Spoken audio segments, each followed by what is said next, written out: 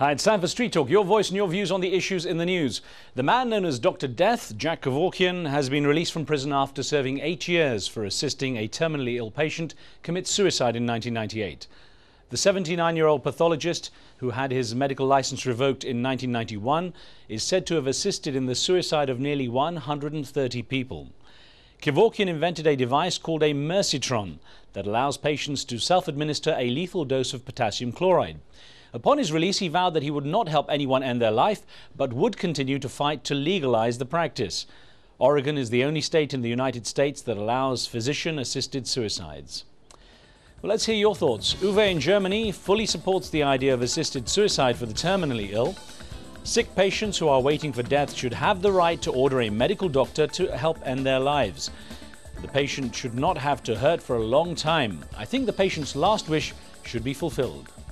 Khalid in Oman also believes in allowing people to choose, but based on professional consultation.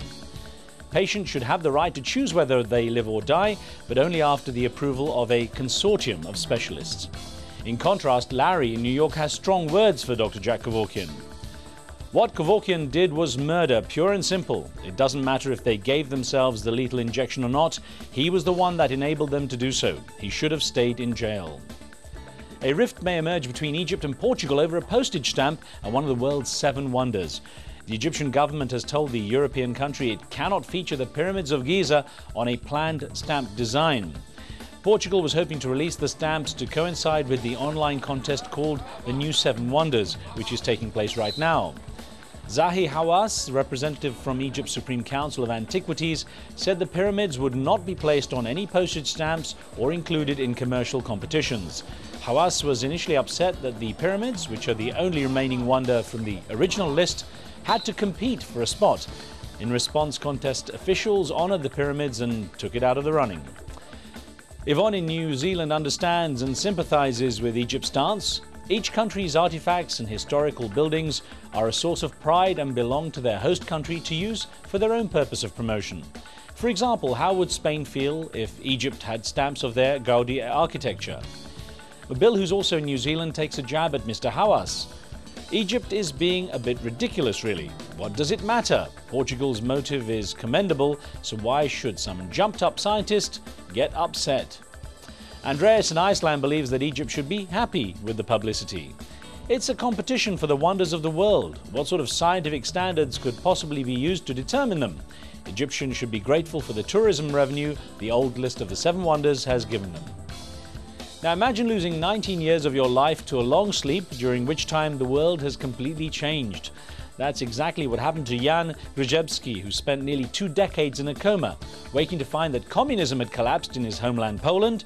His children were now married, and at 65 he was a senior citizen. In 1988, soon after Grzyzewski sustained head injuries that put him in a deep coma, doctors discovered he had brain cancer and would not survive even if he woke up. His wife refused to accept their diagnosis and took him home, where she cared for him the entire time. Her love and devotion finally paid off when he began to move and speak. Grzyzewski was shocked all that had changed in 19 years, but admitted that though the world was much prettier now, with colourful streets and consumer goods. Well, Americans often complain that cricket's slow and it drags, but baseball, much loved by them, can also be quite a slow game to watch. That is, until the likes of team manager Philip Wellman loses his cool and takes the field. This is what happened.